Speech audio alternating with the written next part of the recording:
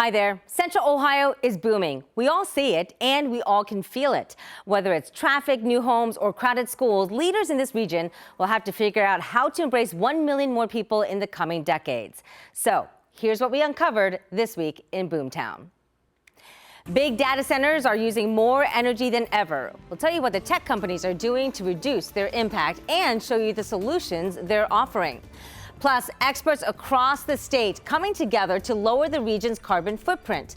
Find out how their efforts are impacting the community. And last but not least, the new Ohio State Inpatient Hospital Tower is set to open next year. See how this state-of-the-art hospital is changing healthcare in Central Ohio.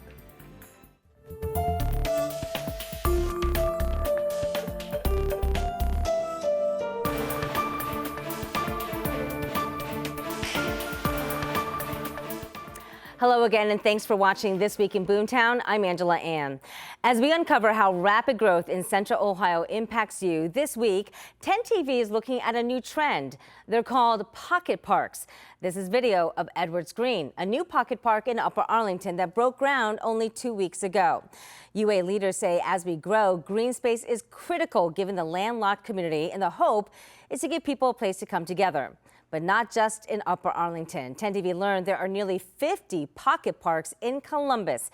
You can see most of them are in highly developed areas from this map, from Franklinton to Clintonville to the near east side of Columbus. Nora Gerber says this little green space grew out of a need. Actually, the park that I used to go to would have been my elementary school, which is now torn down in a bunch of condos. On the corner of Iuka and Waldeck in the University District and surrounded by off-campus housing and OSU Greek life is a new pocket park swinging into life. Benches that resemble nearby neighborhoods and a hammock garden for people to rest, relax, and restore. I saw kids playing on these from the gem school yesterday, then they were like swinging on them. And I've also seen people just sit and read a book and relax. And that's exactly what Gerber and the pastor from Indianola Presbyterian Church intended 2 years ago when the park was just an idea. Today, it's 0.3 acres of solitude surrounded by development. When we have all of these apartments that don't necessarily have maybe as many backyards or community spaces within them, and we want people to come out of their house and meet their neighbors. In Groveport, council leaders say they want that too. So the city bought a small plot of land and turned it into a pocket park right in the heart of historic downtown Groveport. This was a gas station. And a pizza place. And a pizza place, yeah. Gas station, 2 gas stations actually, and a pizza place. Back to back and so forth like that. Council members say it's money well spent, not only giving people a place to sit together, but a message to future developers. Green is Groveport's middle name. After all, it's been named Tree City USA for nearly 30 years. We require a certain amount of bushes and trees. We also green space. Yes, and green space. So we do try to incorporate and mandate that there be trees and bushes with any new build. Pocket parks, small solutions, but big impact as cities boom. Now, another Columbus community is using art to bring people together. Take a look at this new mural in Westgate. It's part of the Hilltop Rise Community Development Project, expanding economic opportunities. The artist says he wanted to stay true to the roots of Westgate while designing the new piece. I wanted to do something that was kind of classic and timeless, that kind of harkened back to the old, fading signs that you'll see downtown in old buildings. Hopefully this one doesn't ever go out of style, and I tried to keep the aesthetics of it in kind of a classic form so that it kind of remains relevant through the years. And you can find that mural located at 3085 West Broad Street in West Columbus. On the other end of town, the Eastland community is planning for its future, and the Columbus Area Commission says the goal is to have community members guide that process. Now, the shuttered Eastland Mall there is one of the biggest issues of concern. While some community members say the absence of the mall has really left a big hole, the commission says a new plan for prosperity covers much more than that. So everything from schools and transportation to safety and retail and restaurants, healthcare, everything you can think of when it comes to just healthy, more sustainable, and stronger communities. Leaders say they want to create a space for new people who moved into that community, but also making sure they keep the history of Eastland alive. Well, now to big tech. Giants like Google and Microsoft are building data centers in the Silicon Heartland. And with that progress, well, comes concerns about the power grid. Those data centers require a lot of power. AEP says it doesn't want customers on the hook for that, so instead, those companies should pay for their power up front. But several data companies say they have a different solution. Amazon, Microsoft, and Facebook want the Public Utilities Commission to accept their solution. 10 TV's Colin Dorsey explains this week in Boomtown. They're popping up all over, massive data centers holding racks and racks of electronic equipment to store data.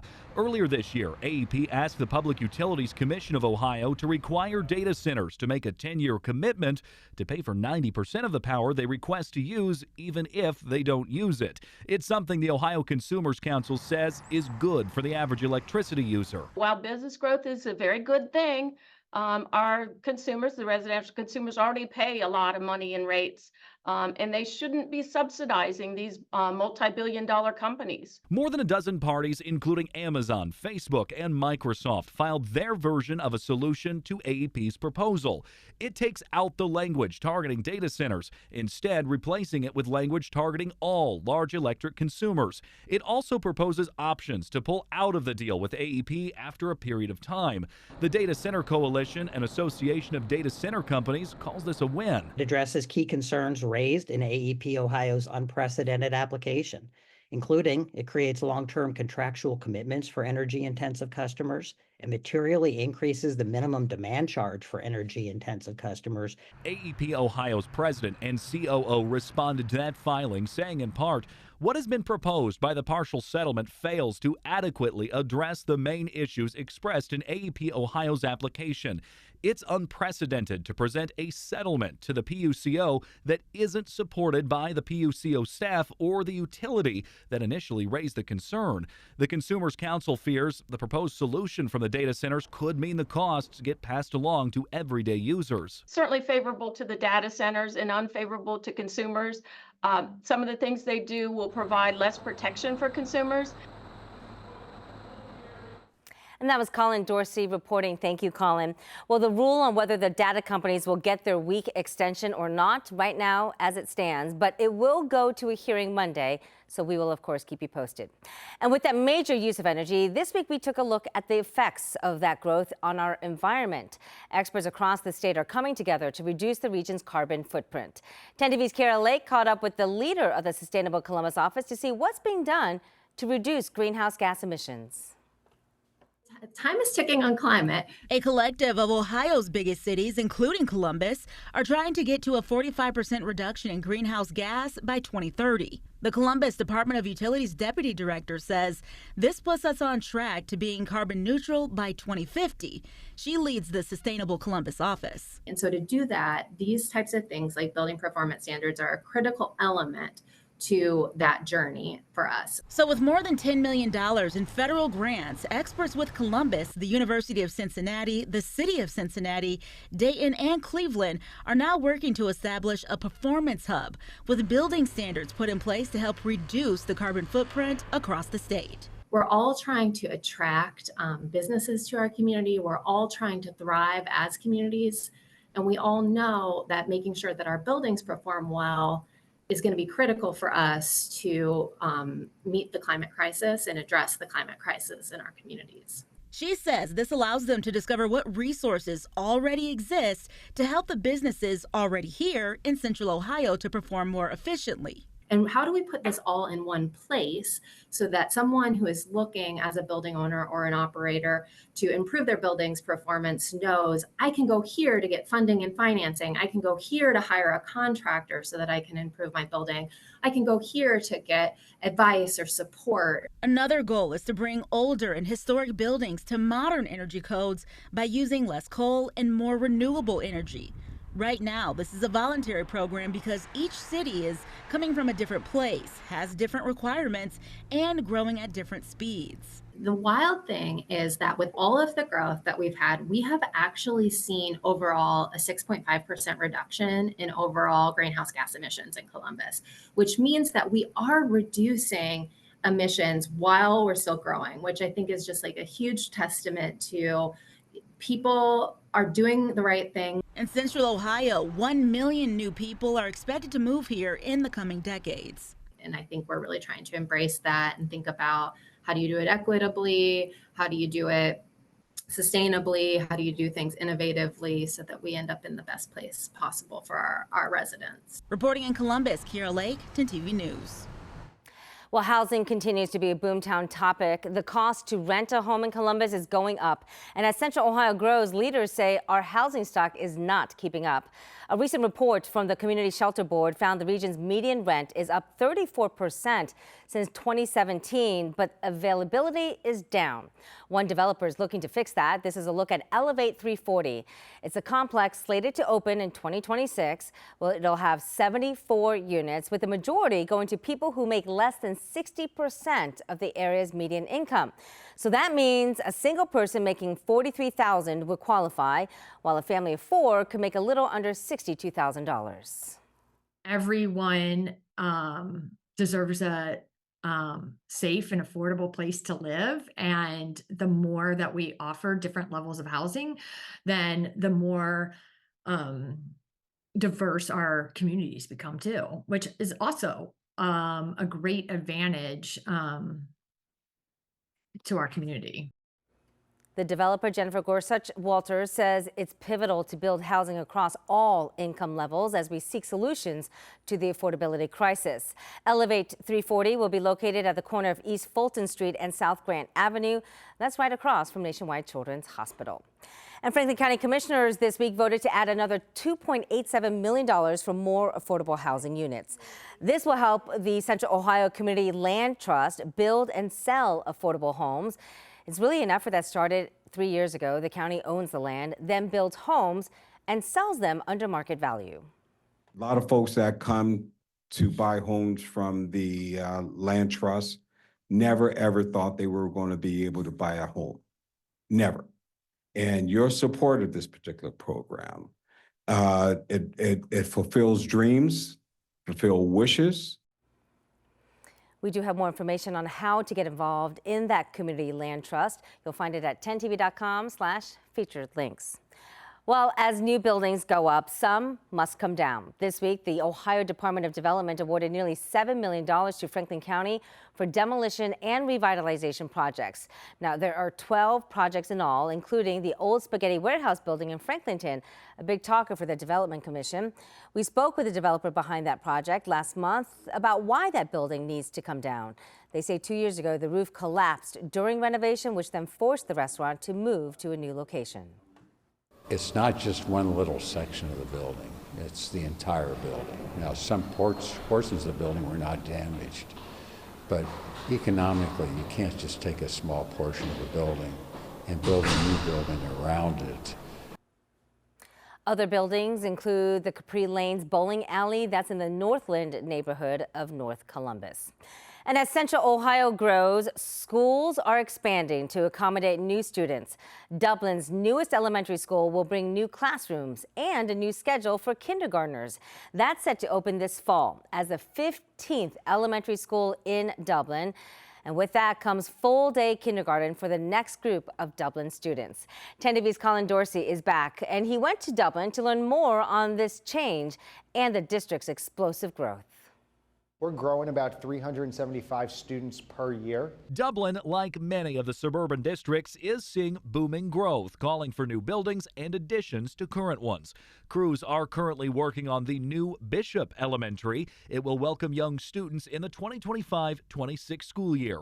It's the product of the levy voted on last November by Dublin City Schools voters. Part of that other building was a promise to add all-day K to all of our buildings. Kindergarten students at Dublin, like those at Hopewell Elementary, either go to class in the morning or the afternoon. But that's quickly becoming a thing of the past, says Superintendent John Marshausen. We're one of the last districts in Central Ohio to make the transition to all-day kindergarten. Districts have been slowly making that transition in recent years. Upper Arlington schools changed to full-day kindergarten 3 years ago. Hilliard made the move before that when Marshausen was leading that district. A study from the University of Pittsburgh shows there are benefits to full-day kindergarten for the short term, helping in first and second grade but fading off by third grade. When we're full day, we're able to provide art and music and PE and library time. We're also able to provide that science of reading foundation that allows us to get students into those critical skills at an earlier age. Marshausen says there's also a benefit for those not in school. Full-day kindergarten helps cut down on childcare costs at a time when childcare can be hard to come by. They have to find that half-day daycare if there are two working parents or a single parent. So this also allows flexibility for our moms and dads when it comes to a child being on a regular school schedule a year earlier. And that was Colin Dorsey reporting for us. Now, Dublin City Schools is also in the middle of a massive redistricting project for elementary and middle schoolers. With the growth of the student population, they have to reorganize to make sure class sizes are appropriate and the schools can accommodate future students. So we'll certainly keep you posted there. Meantime, Columbus City Schools is once again revisiting the potential of closing several buildings in the state's largest school district. The board this week hired a professor from the University of Texas at Austin to lead them through that next process. Earlier this year, CCS put together a task force to help recommend which schools to close. That task force recommended 9 schools and consolidating students. Board President Christina Vera says the CCS board wants to be intentional with their next steps. It's a big decision to be made, and it's not something that just impacts one person or one group of individuals. So Dr. Green is an essential part of the next phase of the realignment process. Vera says the board will be visiting the recommended sites later this month, and they have a special meeting in November to talk about what they see.